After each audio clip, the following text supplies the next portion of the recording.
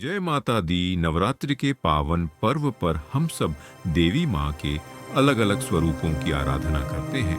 आज है नवरात्रि का दूसरा दिन और इस दिन पूजा होती है माँ ब्रह्मचारिणी की, जो तप, त्याग और संयम की प्रतीक मानी जाती है। आइए सुनते हैं माँ ब्रह्मचारिणी की दिव्य कथा। नवरात्रि के दूसरे दिन माँ दुर्गा के ब्रह्मचारिणी स्वरूप की पूजा की जाती है। यह रूप अत्यंत सादगी और तपस्या का प्रतीक है। कथा इस प्रकार है।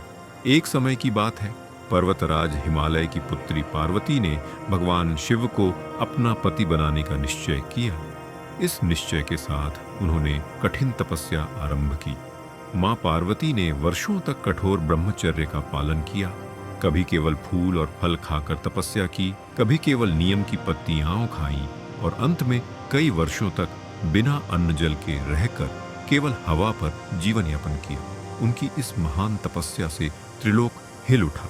देवता, ऋषि मुनि सभी उनके अद्भुत धैर्य और संयम की प्रशंसा करने लगे। तपस्या की इस कठोर साधना के कारण पार्वती जी का नाम पड़ा ब्रह्मचारिणी, अर्थात ब्रह्मचर्य और तप का पालन करने वाली। माँ ब्रह्मचारिणी हाथ में जपमाला और कमंडल धारण किए रहती है।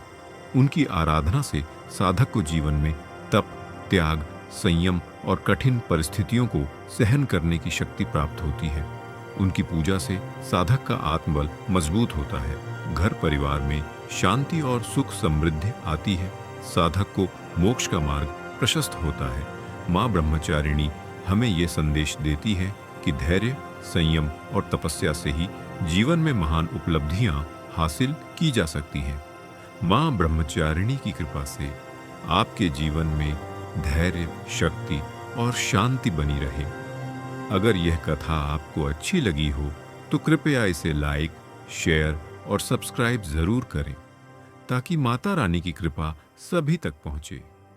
जय माता दी।